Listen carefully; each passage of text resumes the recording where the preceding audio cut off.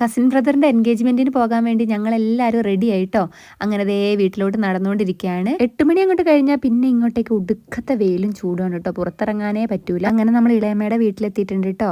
ദാ ഈ കാണുന്ന ആളാണ് രാഹുൽ. അവൻ്റെ എൻഗേജ്മെന്റ് ആണ് ഇന്ന് നടക്കാൻ വേണ്ടി പോകുന്നത്. അങ്ങനെ നമ്മളെല്ലാവരും കൂടെ ഇറങ്ങിയിട്ടുണ്ടായിരുന്നു.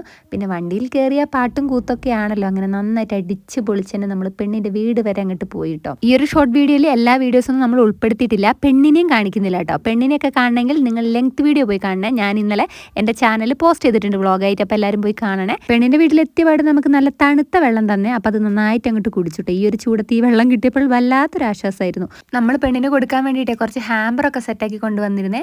അതിൽ ഒരെണ്ണത്തിൽ കുറേ ചോക്ലേറ്റ്സ് ഒക്കെ ആയിരുന്നു. പിന്നെ ഒരു ബോക്സിൽ അവൾക്ക് ഇടാനുള്ള എല്ലാ സംഭവങ്ങളും നമ്മൾ കൊണ്ടുവന്നു കേട്ടോ. അതായത് ഒരുങ്ങാനുള്ള വള, മാല, അതുപോലെ തന്നെ ചെരുപ്പ്, ഡ്രസ്സ്, അങ്ങനെ എല്ലാ കാര്യങ്ങളും നമ്മൾ ഒരു ബോക്സിൽ സെറ്റാക്കി കൊണ്ടുവന്നേ. ഇതെല്ലാം ഇട്ട് അണിഞ്ഞൊരുങ്ങി വന്നതിന് ശേഷമാണ് മോതിരം മാറ്റൽ ചടങ്ങൊക്കെ കേട്ടോ. അങ്ങനെ എൻഗേജ്മെൻ്റ് എല്ലാം നല്ല രീതിയിൽ നടന്നു. പെണ്ണിൻ്റെ പേര് വന്നിട്ട് സ്നേഹ എന്നാണേ.